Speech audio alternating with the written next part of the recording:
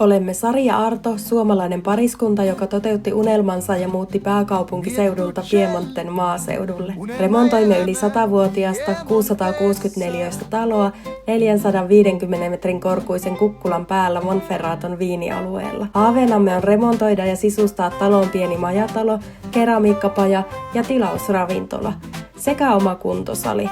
Puutarhassa unelmoimme hyötykasveista ja ehkä myös kanoista ja kaneista. Mukana matkassa ovat kissamme Uuno ja Tähkä. Kanavallamme seuraat arkeamme Italian maaseudulla. Tervetuloa mukaan! No niin, vähän tämmöistä iltagrillailua tässä.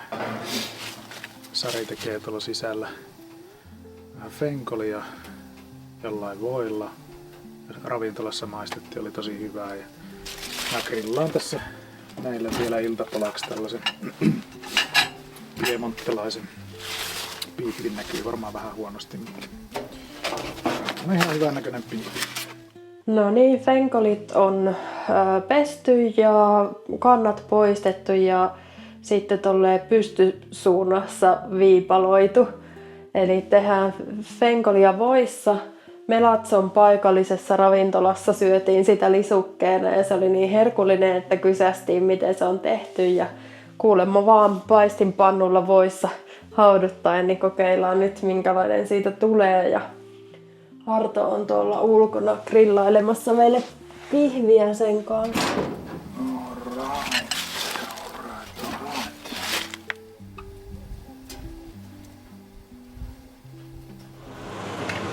Laitetaan vähän oliiviöljyä. Sitten tommonen nokare voita. Olisiko siinä 30-40 grammaa ehkäpä.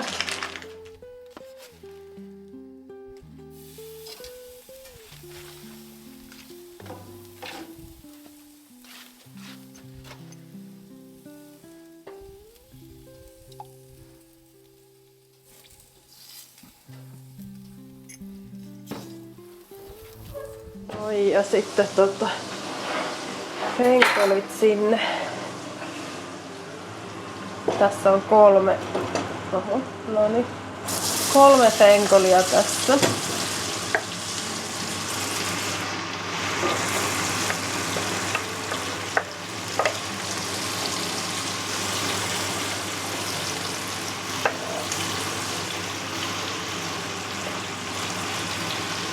Aika napakka on tääkin pannu. Oli aika isot fenkolit. Noin. No, kun ne tosta pehmenee, niin ehkäpä tää sitten helpottuu vähän. Ja taas toinen. Ja nyt noin 10-15 minuuttia pitäisi mennä siihen, että ne on sopivan kypsiä. Ne saa jäädä vähän rapsakoiksi.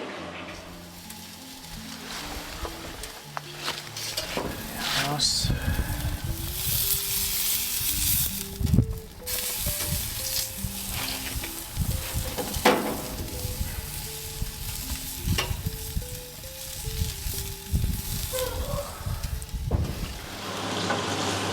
Eli siellä ravintoloissakin ottanut ihan kunnolla väriä. Vähän niinku karamellisoitunut jopa. Tää sopisi varmaan tosi hyvin myös kalallisukkeeksi. Mutta tietysti kun Piemontessa ollaan, niin lihan kanssa tarjoilivat.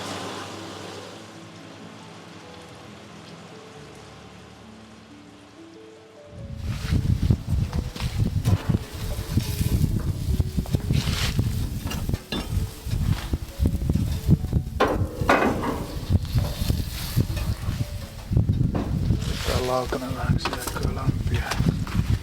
Ei mene ihan kylmäksi tuonne. Tänään käytiin laattaliikkeessä tilaamassa remontin seuraavaa vaihetta varten laatat ja sitten kylpyhuoneliikkeessä tilaamassa kylpyhuonekalusteet ja hanat ja muut mitä tarvitaan. Niin Taas askel eteenpäin remppakuvioissa.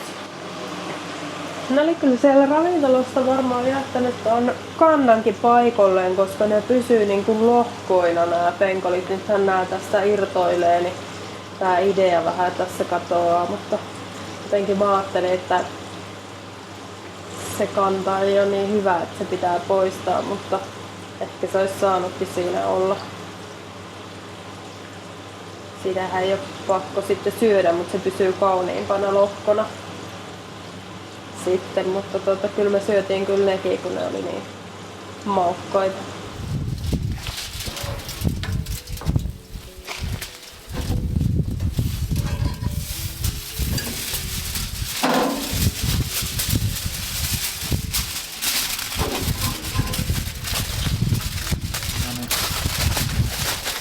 Lautanen mukavasti lämpöä. Sitten laittaa vähän suolaa. Musta pippuria. Nyt tää on ollut vartin tässä keskilämmöllä tai vähän alhaisemmallakin niin hautunut ja ruskistunut pikkuhiljaa. Nyt alkaa näkyä tommosta kivaa paistopintaa jo ja mulla oli ehkä sen verran isoja paloja nyt, että vielä hetken aikaa pidän. Pihalle sitten kans vähän suolaa. Mulla on myllystä just suola loppu, niin nyt mennään tällä tämmöisellä hienolla merisuolalla. Sitten vähän pippuria. Vähän oliiviöljyä.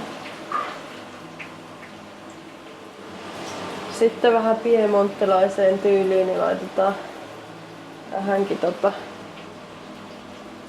parmesaania.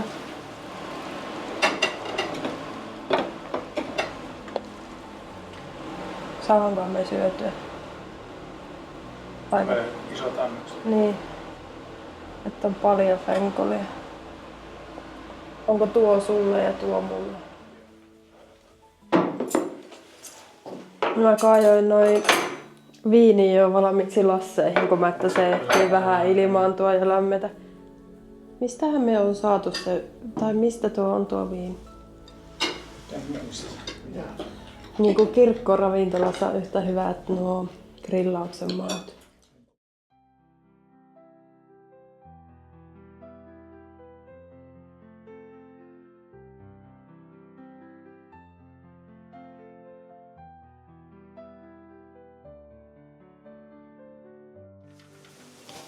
Tekis mieli Eikö me laattaan porata? laattaan porata.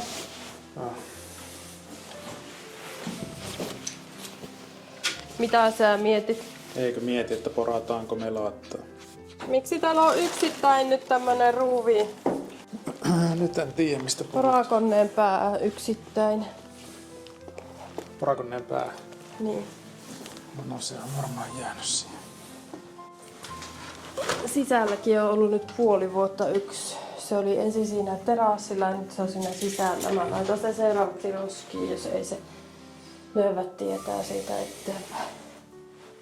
Mä luulen, että sä oot sen nähnyt aika monta kertaa.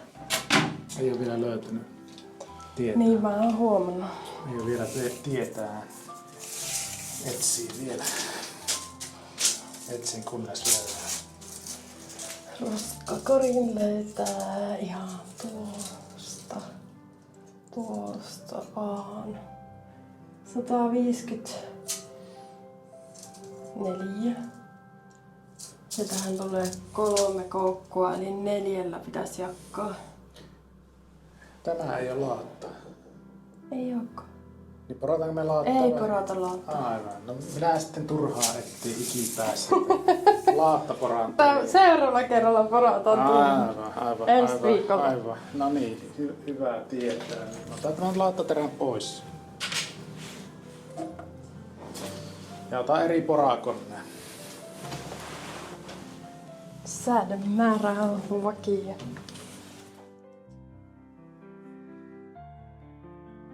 Noi, niin tuossa on nuo, niin kun mä ajattelin, näähän nyt pitäisi saada niinku keskenään samalle korkeudelle. Sen yläreiän kohta on nyt tuossa. Niin nyt se on 21 ja 3 tuommoista väliä. Niin nyt mä saan sen kolmannenkin, katoppa merkattua tuohon noin. Niin ne on nyt sivusuunnassa tasaetäisyydellä ja sitten ne on suorassa. Tässä tuli ruuvitkin mukana. No, kato minkälaiset ne on. Aika pienet nämä on. Ehkäpä me ei näitä. Eikö se sävy ole ihan hyvä? Joo. Kyllä ne taitaa olla täällä lähempänä kuin se pronssi. Semmosiakin ruuveja on. Pitkään aikaa ei löytynyt markkinoilta eikä Subitosta mitään messinkoukkuja, mutta nyt yhtäkkiä oli tullut Subito ja nämä oli vielä halavalla sai. Hyvät kaupat. Teitkö törkeitä tarjouksia? Tein. Ai.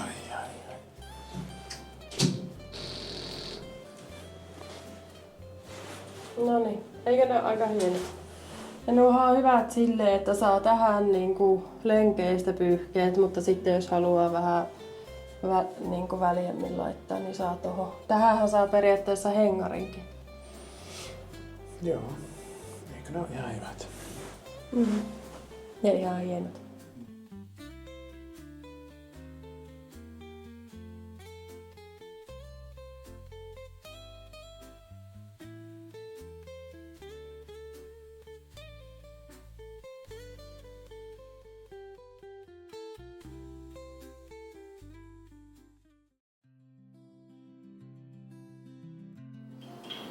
Näistä tulee, no tuossa oli puuttuvat tähän tavernaan, mitä tarvii vielä. Joo. Ja sitten nämä 3 menee sinne remontoituun asuntoon. Tää liimapurkki on vähän tälleen loppua kohden hankala, kun tätä ei oikein, tää on tämmönen muovinen, niin tätä ei oikein saa rullattua. Tuo on tosi tuottelias kirjailija, kenen kirjasarja tuo onko. Sillä on niin kuin monta kirjaa aina samana vuonna tullut, kun mä oon jo jännännyt, että milloin ne loppuu. Mutta se oli 22. Tarkastiko se? En, mutta kun 22 vuodessa ollaan menossa, kun siinä aina aluksi sanotaan, milloin se on julkaistu. Joo. Niin siksi mä aloin jännittää, mutta niitä onkin monta aina samana vuonna. Jospa ne menee kaupaan hyvin. Onko se siis tätä samaa niinku Samaa kirjasarjaa. Italiaan sijoittuvaa tai dekkaria? Venetsiaan sijoittuvia dekkareita. Nämä oli laadukkaammat hapsut nämä, mitkä tuli, missä oli pitempi toimitusaika. Joo.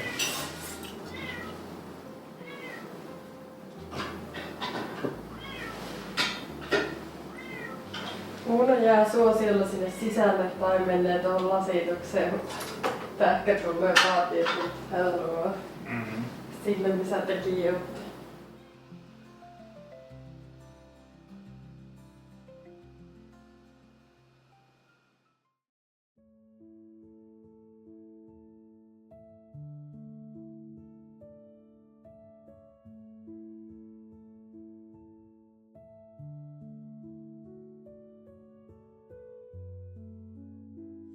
Mitäs nää huijut?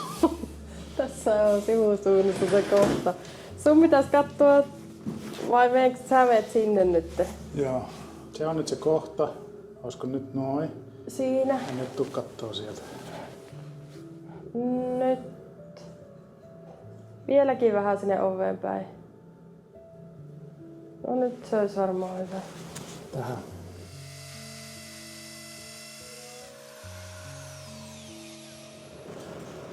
Joo, aika nopeaa se nostaa.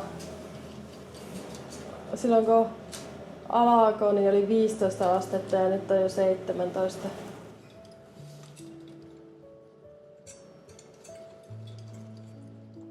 No niin, saatiin tää kristallikruunu nyt tonne kattoon. Tää oli ostettu Alessandrian kirpparilta jo aika kauan aikaa sitten ja se on tuossa odotellut, että päästään remontissa siihen vaiheeseen, että saadaan tai valaistus uusittua. Nyt se fiksattiin ja vaihdettiin nuo kynttiläosat ja LED-valot siihen. Täydenneltiin kristallit, mitä puuttui, niin toisesta rikkinäisestä otettiin niitä. Ne on nyt vähän erilaisia, mutta siinä taisi olla vähän ennestäänkin vähän erilaisia. Kootteokset. Niin. Joo. Hyvältä tuo näyttää minun mielestä. Joo. Hyvän näköinen lamppu ja ihan hyvin sopii tähän tilaan ja vielä valaiseekin kohtuullisen hyvin. Niin mikäpä siinä. Hyvä. Mitäs sitten? Italian kielikurssille lähdetään seuraavaksi.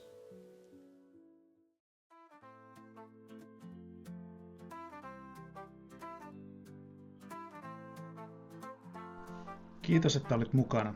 Tilaa kanava, jos haluat jatkaa matkaa meidän kanssa. Ja kerro kommenteissa, mikä oli sun suosikkikohta videosta. Kiitos.